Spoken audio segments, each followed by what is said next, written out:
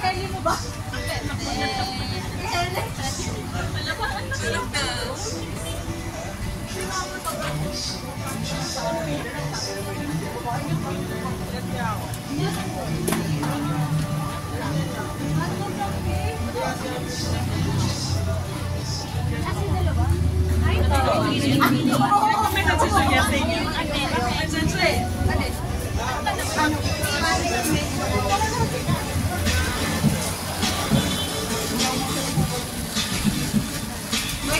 Okay. Okay.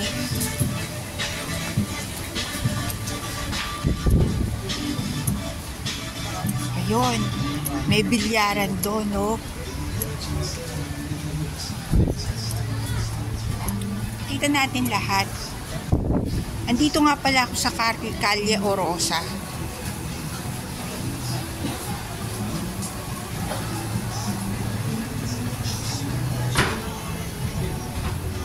Nice place. Pag napadpad kayo dito sa Pedro Hill, hanapin nyo yung Calle Orosa, Maria Orosa.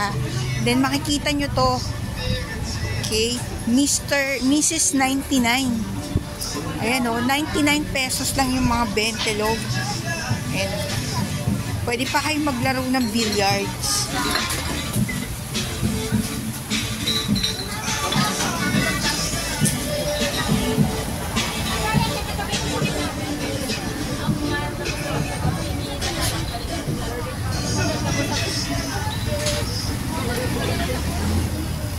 Ang haba ng pila. Okay, out na ako. Ayan po yung mga nakapila. Nag-vlog po natin itong mga tao na to. Dito tayo sa Mrs. 99. Okay. Pedro Hill Corner, Orosa Street. This is Orosa, Maria Orosa Street. Ayan po Ayan.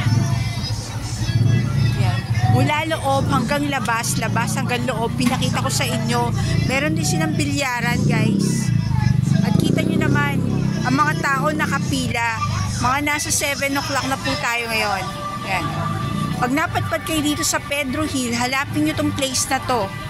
Affordable na affordable dito, guys. Okay. May nahanap ako.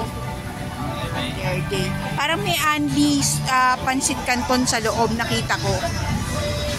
Ayan. Dapat mag-fall in line kayo. Okay, guys. Yun lang po. Ito po yung kale. Yan. Lagpasan niyo yung St. Paul Maria Orosa na kayo.